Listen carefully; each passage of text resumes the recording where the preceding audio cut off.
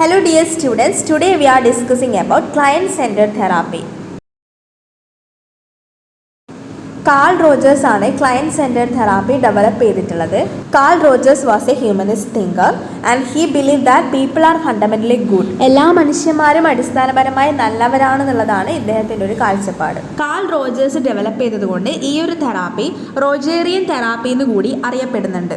And this theory is also known as person centred therapy.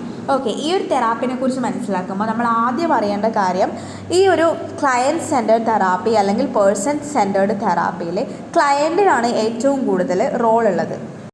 The client should take an active role in his treatment. ഇപ്പോൾ നമ്മൾ cognitive behaviour തെറാപ്പിയൊക്കെ എടുക്കുന്ന സമയത്ത് തെറാപ്പിസ്റ്റാണ് main role എടുക്കുന്നത്. പക്ഷേ ഈ ഒരു ക്ലയൻറ്റ് സെൻറ്റേഡ് തെറാപ്പിയിൽ ആരാണോ ക്ലയൻറ്റ് അല്ലെങ്കിൽ ആരാണോ പേഴ്സൺ, അവരാണ് ആക്റ്റീവ് റോള് എടുക്കുന്നത്.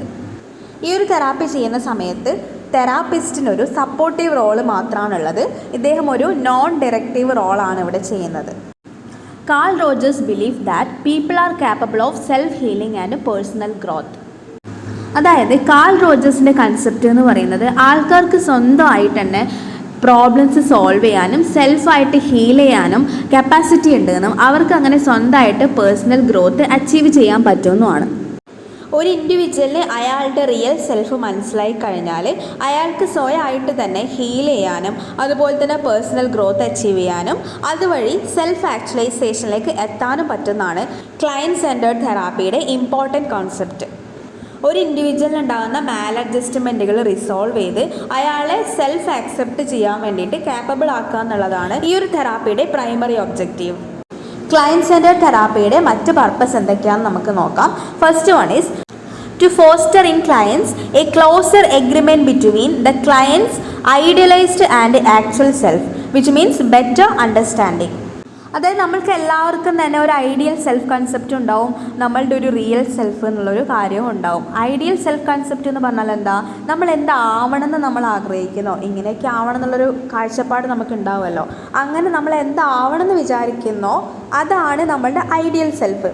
ഇനി ഇതൊന്നും അല്ലാതെ നമ്മൾ ശരിക്കുള്ളൊരു അവസ്ഥ ഉണ്ടാവും, അതാണ് നമ്മളുടെ റിയൽ സെൽഫ് എന്ന് പറയുന്നത്. ഒരു എക്സാമ്പിൾ പറയുകയാണെങ്കിൽ ഒരു യൂണിവേഴ്സിറ്റി റാങ്ക് ഹോൾഡർ ആവുക എന്നുള്ളതായിരിക്കും എൻ്റെ ഐഡിയൽ സെൽഫ് എന്ന് പറയുന്നത്. പക്ഷേ എനിക്ക് എക്സാമിനേഷനിലെല്ലാം ആവറേജ് മാർക്കാണ് എന്നുണ്ടെങ്കിൽ എൻ്റെ റിയൽ സെൽഫ് എന്ന് പറയുന്നത് ഞാനൊരു ആവറേജ് സ്റ്റുഡൻ്റാണ്. അപ്പോൾ നമ്മളുടെ എല്ലാവരുടെയും ലൈഫിൽ നമ്മളുടെ ഐഡിയൽ സെൽഫും നമ്മളുടെ റിയൽ സെൽഫും തമ്മിലൊരു ഗ്യാപ്പ് ഉണ്ടാവും. നമ്മൾ എത്രത്തോളം നമ്മളുടെ ഐഡിയൽ സെൽഫായിട്ട് ചേർന്നിരിക്കുന്നോ അത്രത്തോളം നമ്മൾക്ക് പ്രോബ്ലംസ് കുറവായിരിക്കും. നമ്മളുടെ ഐഡിയൽ സെൽഫും റിയൽ സെൽഫും തമ്മിലുള്ള ഗ്യാപ്പ് കൂടുന്നതിനനുസരിച്ച് നമ്മൾക്ക് മാലഡ്ജസ്റ്റ്മെൻറ്റും ഉണ്ടാവും.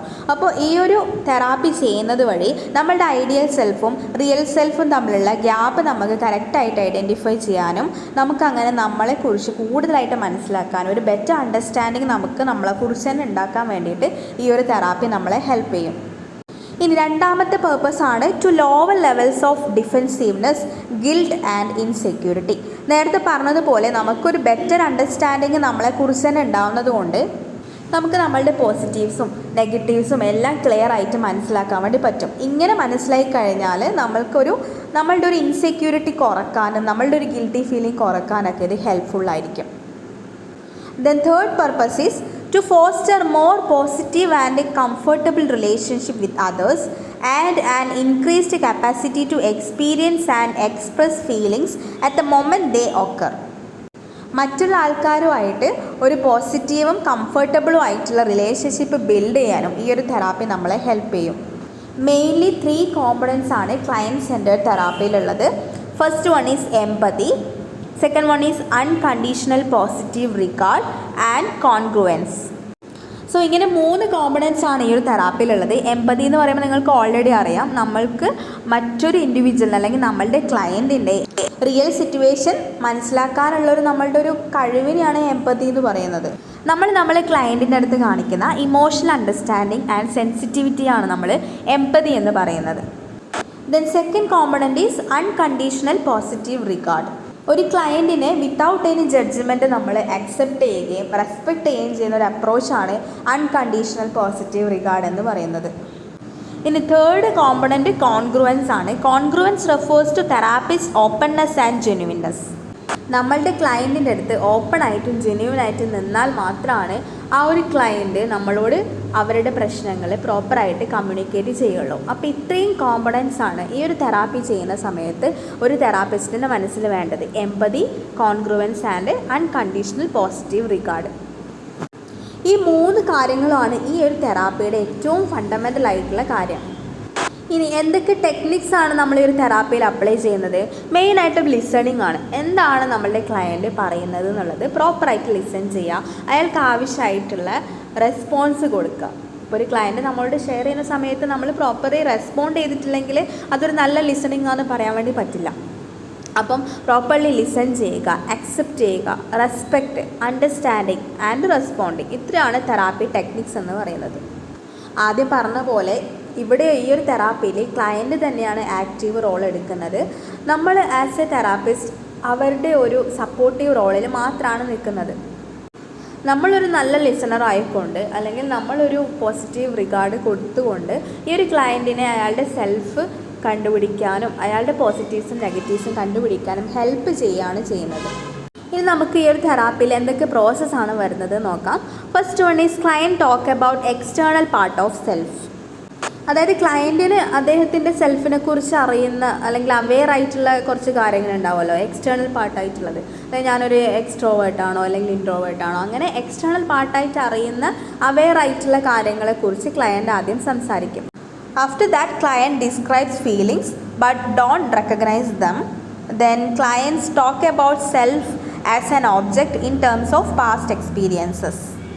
ക്ലയൻറ്റ് ഇവിടെ ഓരോ ഇൻസിഡൻറ്റിലും ഉണ്ടായിട്ടുള്ള ഫീലിങ്സ് എക്സ്പ്രസ് ചെയ്യാൻ വേണ്ടി ശ്രമിക്കും, അല്ലെങ്കിൽ മറ്റാൾക്കാരോടുള്ള ഫീലിങ്സ് ഡിസ്ക്രൈബ് ചെയ്യാൻ വേണ്ടി ശ്രമിക്കും. പക്ഷേ അത് കറക്റ്റ് റെക്കഗ്നൈസ് ചെയ്യാൻ വേണ്ടിയിട്ട് ഇവിടെ ക്ലയൻറ്റിന് ക്യാപ്പബിൾ അല്ല ഈ ഒരു സിറ്റുവേഷനിൽ. അതായത് ആക്ച്വൽ എന്താണ് ഉള്ളിലുള്ള ഫീലിങ്സ് എന്നുള്ളത്, ആക്ച്വൽ ഫീലിംഗ് എന്താണെന്നുള്ളത് റെക്കഗ്നൈസ് ചെയ്യാൻ വേണ്ടി പറ്റുന്നില്ല. പക്ഷേ ഒരു നോർമലി തോന്നുന്ന ഒരു ഫീലിംഗ് എന്താണെന്നുള്ളത് ഇവിടെ ഡിസ്ക്രൈബ് ചെയ്യാൻ വേണ്ടി ശ്രമിക്കുന്നു. അതിനുശേഷം ക്ലയൻറ്റിൻ്റെ സെൽഫിനെ ഒരു ഒബ്ജക്റ്റായിട്ട് കണ്ടിട്ട് അയാളുടെ പാസ്റ്റ് എക്സ്പീരിയൻസുകൾ ഷെയർ ചെയ്യാണ് ചെയ്യുന്നത്. After that client accept own feelings. ക്ലയൻറ്റിന് ശരിക്കും അയാളുടെ ഓൺ ഫീലിങ്സ് എന്തായിരുന്നു, റിയൽ ഫീലിങ്സ് എന്തായിരുന്നു എന്നുള്ളത് അക്സെപ്റ്റ് ചെയ്യാൻ വേണ്ടി ശ്രമിക്കും, അക്സെപ്റ്റ് ചെയ്യാൻ വേണ്ടി തുടങ്ങും. അതിനുശേഷം അയാളുടെ ഫീലിങ്സ് ഫ്രീ ആയിട്ട് എക്സ്പ്രസ് ചെയ്യാൻ വേണ്ടിയിട്ട് പറ്റും. അതായത് നമ്മളുടെ ഫീലിങ്സ് റെക്കഗ്നൈസ് ചെയ്താൽ മാത്രമാണ് നമ്മൾക്കത് ഫ്രീ ആയിട്ട് വേറൊരാളുടെ മുന്നിൽ ഫ്രീ ആയിട്ട് നമുക്കത് എക്സ്പ്രസ് ചെയ്യാൻ വേണ്ടിയിട്ട് പറ്റുള്ളൂ. ആദ്യം റെക്കഗ്നൈസ് ചെയ്യുക എന്നുള്ളതാണല്ലോ ഇമ്പോർട്ടൻറ്റ്. അപ്പോൾ നമ്മൾ ഈ ഒരു തെറാപ്പി വഴി ക്ലയൻറ്റിന് തന്നെ ഹെൽപ്പ് ചെയ്യാണ് അയാളുടെ സെൽഫ് ഐഡൻറ്റിഫൈ ചെയ്യാനും അയാളുടെ ആക്ച്വൽ പ്രോബ്ലം എന്താണെന്നുള്ളതും അയാളുടെ ഫീലിങ്സ് എന്താണെന്നുള്ളതും ഇതിനി എങ്ങനെ ഓവർകം ചെയ്യണം എന്നുള്ളതൊക്കെ നമ്മൾ ക്ലയൻറ്റിന് തന്നെ കേപ്പബിൾ ആക്കുകയാണ് ചെയ്യുന്നത്. നമ്മൾ പോസിറ്റീവ് റിഗാർഡും എംപതി, നമ്മളുടെ ഒരു ലിസണിങ് എല്ലാം കാണിക്കുന്ന സമയത്ത് ക്ലയൻറ്റ് ഓപ്പൺ ആയിട്ട് നമ്മളോട് ഷെയർ ചെയ്യാനും ക്ലയൻറ്റിനെ ഒന്ന് റിഫ്ലക്റ്റ് ചെയ്യാനും ഉള്ളൊരു ഓപ്പർച്യൂണിറ്റിയാണ് ഇവിടെ കിട്ടുന്നത്.